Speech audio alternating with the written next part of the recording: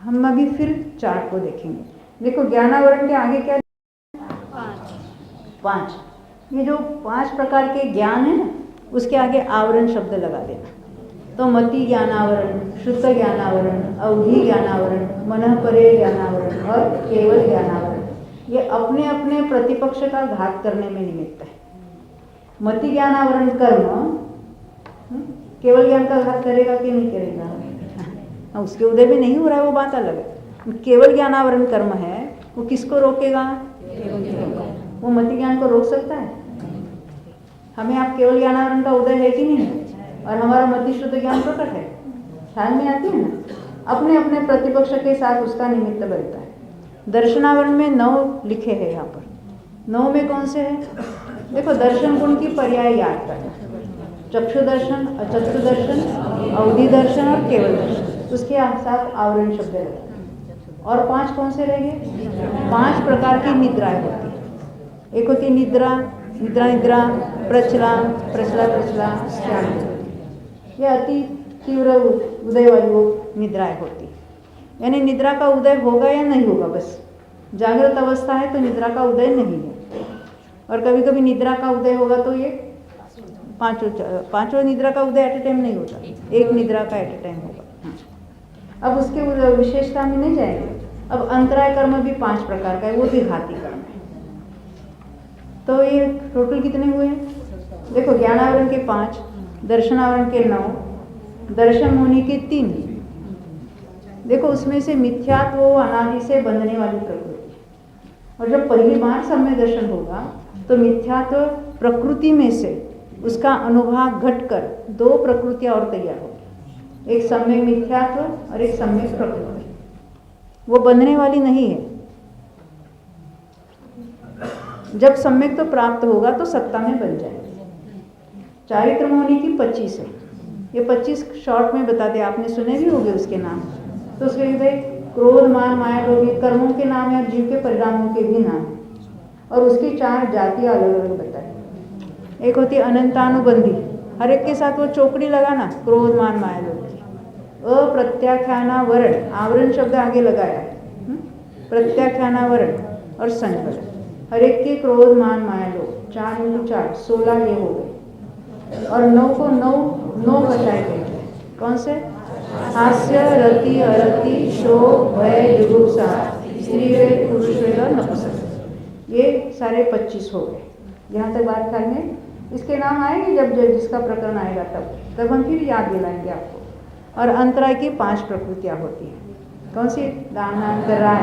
अंतराय शब्द लगाना, हमें दान, लाभ, भोग, उपभोग और वीर, ये जीव के गुण है, उसके साथ अंतराय शब्द लगा दो तो उसके वो कर्मों के नाम हो जाते। इस तरह से हमने ये सब किसके नाम देखे? घाती कर्मों के नाम देखे। अब दूसरी ओर देखते हैं, अघाती कर्मों को देख लेते हैं। अघाती कर्मों में पहला नाम है वेदनीय। उसमें साता वेदनीय और असाता वेदनीय 2 भेद है उसके। आयु 4 है, जो 4 प्रकार की आयु है, जिसको हम कहेंगे नरकायु, तिर्यंच आयु, मनुष्य आयु और देवायु। ये कर्म है, कर्म के ये नाम है। आयु कर्म अलग है और गति नाम कर्म अलग है। गति ये नाम कर्म का भेद है और आयु कर्म जुदे है। आयु कर्म कभी कभी बनता है, परंतु बाकी कर्म तो हर समय बनते हैं। ये नाम कर्म है, उसकी बहुत सारी प्रकृतियाँ 93 है, और उसमें वो शरीर में ही बंधन और संघात को मिला देते हैं तो 5 5 10 कम हो जाती है।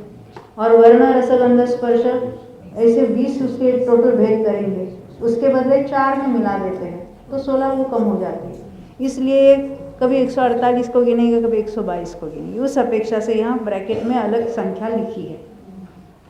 तो ये 122 लिखी है, परंतु उसमें बंध कितने का होता है कोई बताएगा? किशन जी आप बताएंगे? हमने अभी बताया था 2 प्रकृति जो बनती नहीं है, बाद में तैयार होती है।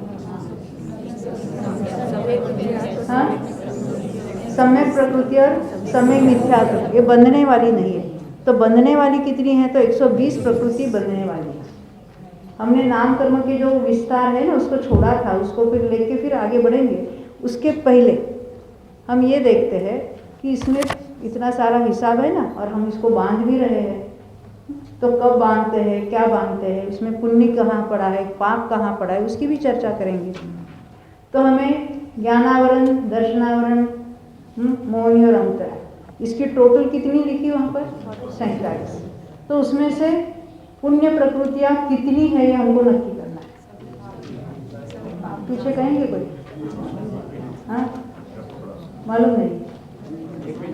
हाँ, सभी पाप रूप है। 17 नहीं, सभी पाप रूप है। क्या कहा? घाती कर्म सभी पाप रूप है, ये नक्की हुआ। अब अघाती कर्म में देखते हैं। अघाती कर्म में 2 भेद, 4 नाम है, हर एक के 2 भेद है। कैसे? उसमें कुछ प्रशस्त, जिसको हम पुण्य प्रकृति कहते हैं, शुभ प्रकृति प्रशस्त कहते हैं, या पुण्य प्रकृति, और दूसरी कौन सी है? अप्रशस्त प्रकृति या पाप प्रकृति। यानी हर एक में 2 भेद। जैसे हम कहेंगे प्रशस्त में कौन सा है? 7 आवेदनी आ जाएंगे। आयु में क्या आया? देवायु है, तीन आयु है, मनुष्य आयु है। और फिर नाम में उसको हम शुभ नाम कर्म इतना ही कहेंगे। और गोत्र में देखना है तो उच्च गोत्र जो है वो शुभ प्रकृति है। अब पाप प्रकृति देखते हैं। अघाती की पाप प्रकृति कौन सी होगी? वेदनीय में असाकायु, आयु में नरकायु, और नाम में अशुभ नाम कर्म, और गोत्र में नीच गोत्र। यहाँ तक समझ में?